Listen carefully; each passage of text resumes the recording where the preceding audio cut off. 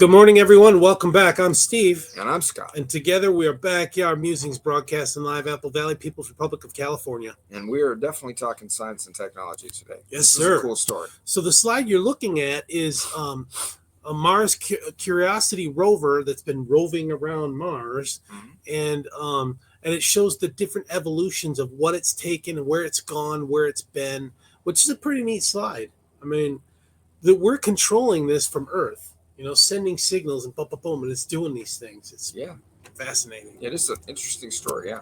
And I had no idea that. I mean, you think about Mars and you think about it just being flat. I mean, not flat like flat Earth or flat, but there's flat mountains. As in. Oh yeah. There's a Grand Canyon that makes our Grand Canyon look, pitiful. Yeah, this is a fascinating planet. So seriously, it makes our Grand Canyon look pitiful. It's deep and it's wide on Mars, and there's Mount whatever that mountain. It's way tall. Mount Olympus, I think it's called. It's taller than what's the one over in Everest? Himalaya. Yeah, wow. Everest makes Everest look like a baby. Okay, 13 years after touching down on the Martian surface, NASA's Curiosity rover is operating with more capability than ever before. Engineers have upgraded the six-wheeled Explorer with greater autonomy and the ability to perform multiple tasks at once. And they did this without even being on the planet. Right? It's like software they're sending. These changes are aimed at making the best possible use of Curiosity's power supply, a multi-mission radioisotope thermoelectric generator, MMRTG. Got one of those in your garage? I wish I had. Yeah. By improving efficiency, the rover can draw on ample energy reserves as it continues to investigate how Mars shifted from a planet with lakes and rivers to the cold, arid world we see today. Would you like to know more? Yeah, I wonder how long it takes for these signals to get there. Probably 20, 30 minutes. You think at so? Least each signal. You think that soon? Huh. Speed of, what is it? The speed, not the sound, but the speed of something. I don't know. That's a long way, though. Yeah. Recently, Curiosity arrived in an area covered in unusual geological patterns known as boxwork formations. These intricate ridges are thought to have formed when underground water left behind minerals billions of years ago, spanning miles across a section of Mount Sharp, a towering 3-mile high. So that's 15,000 feet. Yeah, that's pretty high. Mountain. These formations may hold clues about whether microbial life could have survived beneath the surface during the planet's gradual transition to dryness. Such findings could extend scientists' understanding of how long Mars may have remained habitable. Yeah. Investigating these features requires substantial energy. In addition to driving using its robotic arm to examine rock surfaces and cliffs, Curiosity must power a radio, cameras, and a suite of 10 scientific instruments. Multiple heaters are also needed to keep its electronics, mechanisms, and sensors functioning in Mars' harsh conditions, not to mention the dust storms. Yeah. Earlier missions, such as the Spirit and Opportunity rovers and the InSight lander, depended on solar panels to charge their batteries, but that approach always carried the risk of insufficient sunlight. Curiosity, along with its newer counterpart, Perseverance, instead relies on an MMRTG nuclear power source. This sucker's nuclear. Crazy. That's from Back to the Future. This system generates electricity from the heat produced by decaying plutonium pellets, keeping the rover's batteries charged. Let me interject. Do you think Iran wants to do that? Iran wants to have plutonium pellets to power a rover on Mars? No. They want to go plutonium full-blown, for something else. Yeah. Warheads, right? Yeah. Known for their durability, the twin Voyager spacecraft have been operating with RTG since 1977. I did not know that. I didn't either. Wow. But, I mean, it's obviously that's why they lasted so long. Yeah, and they're still out there going. It's crazy.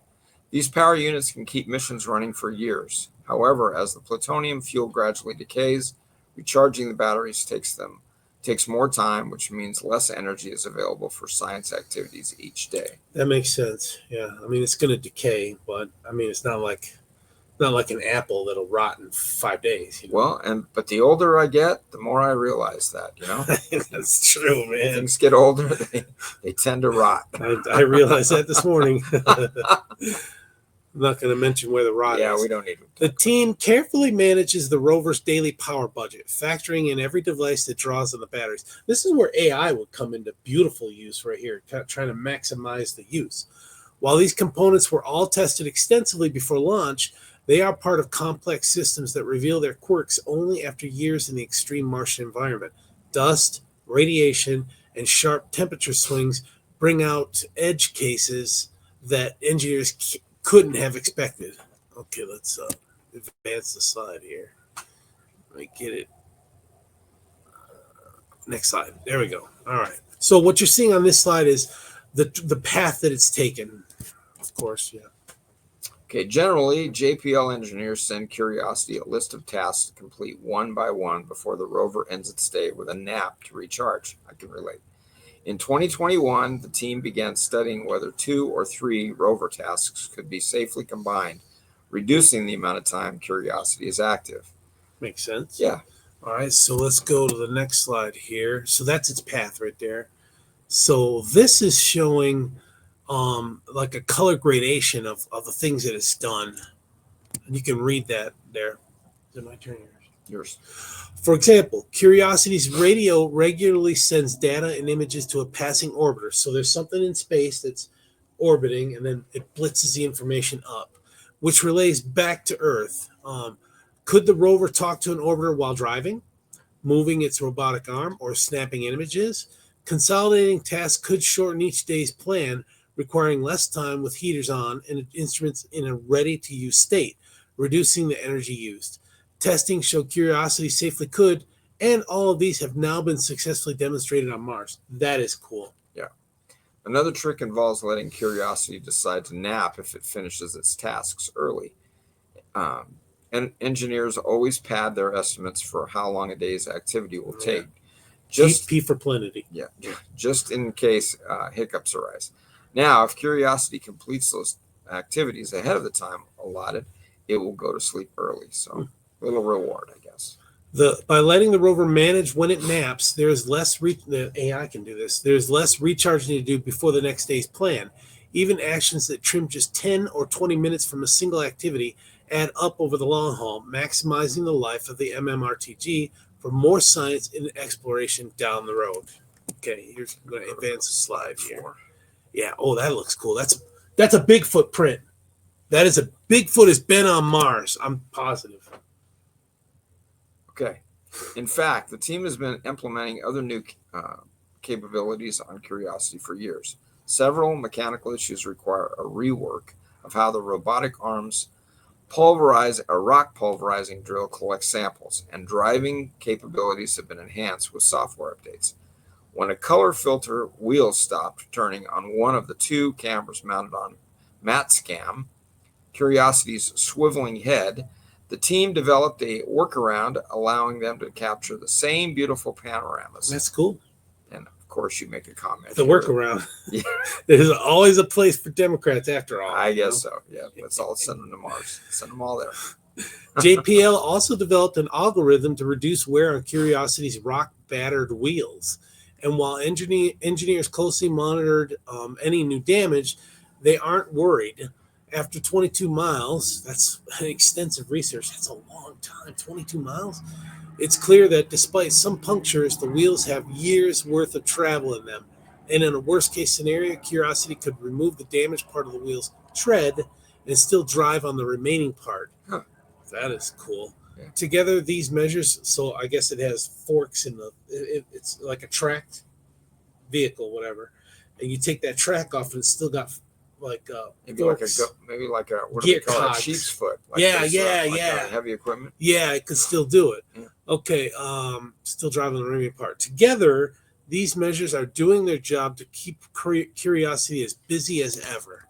So this is still, pretty cool. But still giving it a break. So that's cool. Yeah, it's not like just pounding the thing out. It's amazing what it's doing, and maybe that'll make it last longer. I'm hoping that's why I take naps, so I can last a little longer. So just imagine if we found like in Alpha Centauri, our closest star, and we think there's planets in the habitable zone. Just imagine if we sent one of these packages over there with an orbiter and a rover to go down.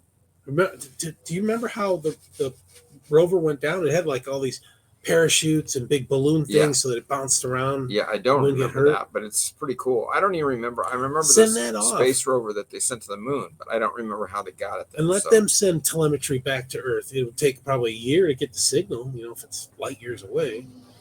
But at least we'd know what's going on. Got to start somewhere, right?